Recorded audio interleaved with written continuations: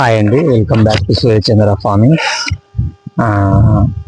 ఈరోజు ఉదయమే వీడియో తీస్తున్నాం. ఏంటంటే మన యొక్క మెయిన్ ఆలోచన ఏంటంటే రైతులకి ఏదో ఒకటి కొత్తదనాన్ని అందియాలి. ఏదైనా అంటే రైతులు చేయాల్సిన ఒక వాటిపైన కొత్తది అందియాలి అనే ఆలోచనతోటి మనం ఈ ఛానల్ని స్టార్ట్ చేసుకున్నాం. అదేవిధంగా ఈరోజు ఏంటంటే మా ఫామ్ యొక్క వీడియో అనమాట. మా ఫామ్ది ఏంటంటే ఇది మేము మా ఫిష్ ఫామ్, ఇది చేపల చెరువు.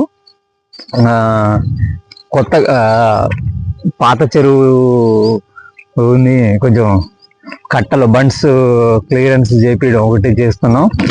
పైగా ఇంకోటి ఏంటంటే ఇది చేప పిల్లల కోసం అని ఈ చెరువుని ఇది ఒక హెక్టార్ చెరువుని దీన్ని రిపేర్ చేపిస్తున్నాం. కాకపోతే మొన్న వచ్చిన వానల వల్ల బాగా ఆలస్యం అయిపోయింది. ఇప్పుడు త్వరపడి దీన్ని త్వరగా పూర్తి చేయాలనే ఉద్దేశంతో చేస్తున్నాం.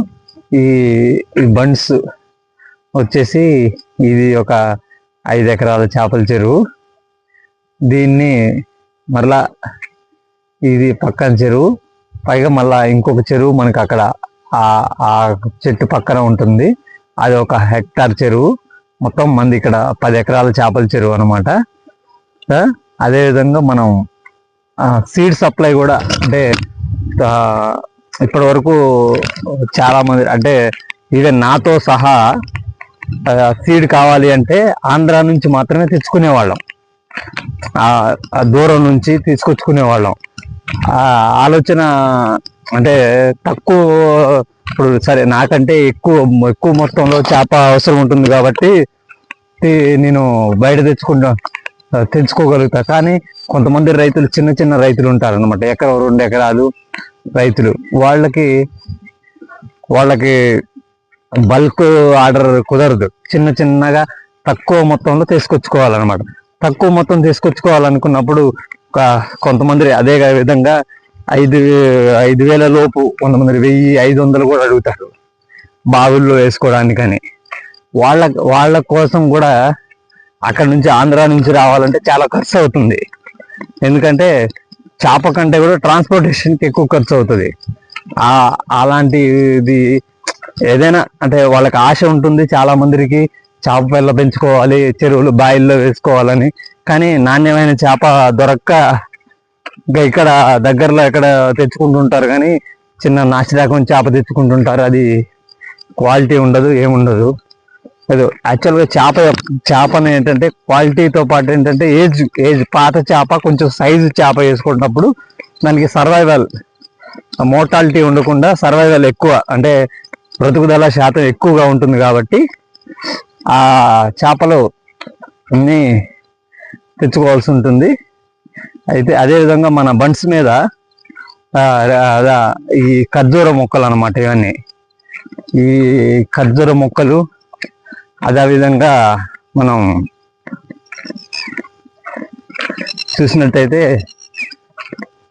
రకరకాల, అంటే బండ్స్కి ఒక సపోర్ట్ కోసం మనం ఖర్జూర మొక్కలు వేయడం జరిగింది అనమాట.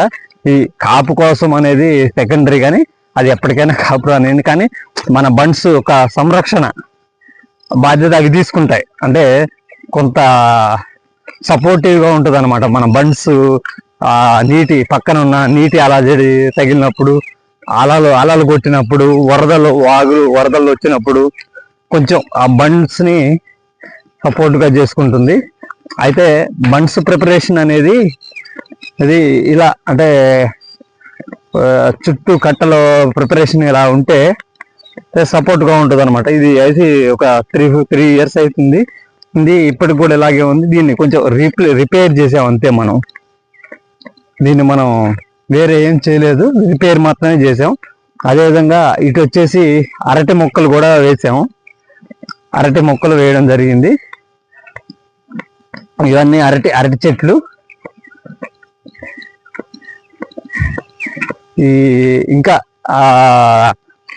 కొబ్బరి మొక్కలు వేయాలనే ఆలోచనతోటి త్వరలో ఇట్లా కడియం వెళ్ళేసి కొబ్బరి మొక్కలు తీసుకురావాలి అనే ఆలోచనతో ఉన్నాం. ఆ కొబ్బరి మొక్కలు త్వరలో తీసుకొస్తాం. ఇది చూడండి బండ్స్ ఎంత నీట్గా తయారు చేసుకున్నాము. ఇది ఖర్జూర మొక్క త్వరలో కాపు కూడా రాబోతుందని నా ఆలోచన. ఎందుకంటే చాలా పెద్ద మొక్కలు ఇవన్నీ. ఈ అరటి మొక్కలు పోయిన సంవత్సరం అయితే కాపు రాలే, కానీ ఈ సంవత్సరం అయితే గ్యారంటీగా కాపు వస్తుందని నా ఆలోచన. ఎందుకంటే వీటికి అవసరమైన పోషక విలువలన్నీ ఇక్కడ దొరుకుతుంది. ఇది నల్ల మట్టి, దీంతో పాటు చాలా స్ట్రాంగ్ గా ఉంటుంది కాబట్టి ఉంటుంది. ఈ పొద్దున్నే వ్యూ చాలా అందంగా ఉంది. ఇది ఇంకోటి చెప్పడం ఏంటంటే చేప పిల్ల గురించి మధ్యలోనే ఆపేసాం. అంటే 500-1000 పిల్ల కావాలనుకున్న వాళ్ళకి మన దగ్గర సప్లై ఇవ్వబడుతుంది. కాంటాక్ట్ నెంబర్ వచ్చేసి 9912987726. అదేవిధంగా మన FPO తరఫున పెస్టిసైడ్స్, ఫెర్టిలైజరు, ఇంకా రైతులకి కొన్ని అవసరమైన టార్పాలిన్ పట్టాలు అలాంటివి కూడా మనం రైతు ఉత్పత్తిదారుల సంఘం తరఫున మనం ఇవ్వడం జరుగుతుంది. అదేవిధంగా బండిని అనేది చుట్టూ ఇలా చుట్టూ ప్రిపేర్ చేసుకోవాలి. చుట్టూ ప్రిపేర్ చేసుకొని మధ్యలో నీరు ఉన్నట్టయితే, ఇంకోటి ఏంటంటే బండికి నల్ల మట్టి కనుక ఉన్నట్టయితే, అసలు చెరువులు బాగా అంటే చేప గ్రోత్ బాగా రావాలి అంటే నల్ల మట్టి ఉన్నట్టయితే లోపల భాగంలో నీటి లోపల భాగంలో మధ్య కింద భాగంలో ఒక లేయర్ నల్ల మట్టి ఉన్నట్టయితే, అంటే నల్ల మట్టి ఉన్న వాళ్ళకి నల్ల మట్టి ఓకే, నల్ల మట్టి లేని వాళ్ళు ఒక లేయర్, ఒక అడుగు మందం నల్ల మట్టిని కనుక వేసుకున్నట్టయితే వారికి చాలా సఫిషియెంట్ గా ఉంటుంది. ఎందుకంటే అది నల్ల మట్టి వచ్చేసి సరే అది తర్వాత ఎక్స్ప్లెయిన్ చేస్తాను దాని గురించి. ఈ బండ్స్ కూడా నల్ల మట్టి వేయడం వల్ల ఏంటంటే కదలిక అనేది, ఇది ఒక కాంక్రీట్ ఫౌండేషన్ లాగా ఉంటుంది కాబట్టి బండ్స్కి అయితే అది కింద చెరువుకు వచ్చేసి నల్ల మట్టి వల్ల ప్రోటీన్ వాల్యూస్ చాలా, అంటే దాని ప్లాంటమ్ డెవలప్మెంట్ కోసం పనిచేస్తుంది. అదేవిధంగా అమోనియాని డెవలప్ కాకుండా చేస్తుంది అనమాట బ్లాక్ సాయిల్ ఉండటం వల్ల. ఇది చేపల యొక్క విసర్జితాలు ఉంటాయి కదా, ఆ విసర్జితాలు వచ్చేసి వెంటనే అక్కడే బ్లాక్ సాయిల్లో స్మాష్ అయిపోతాయి. అదే వేరే సాయిల్ అయినట్టయితే స్లడ్జ్గా మిగిలిపోయి అది ఎంత రొచ్చుగా అయిపోద్ది, చేప పెరగడానికి అనుకూలంగా ఉండదు. అది ఇంకా సైంటిఫిక్గా కొంత ఉంటుంది. దాన్ని నేను తర్వాత వీడియోలో మీకు ఎక్స్ప్లెయిన్ చేయడానికి ట్రై చేస్తాను. Okay, thank you for watching Suryachandra farming.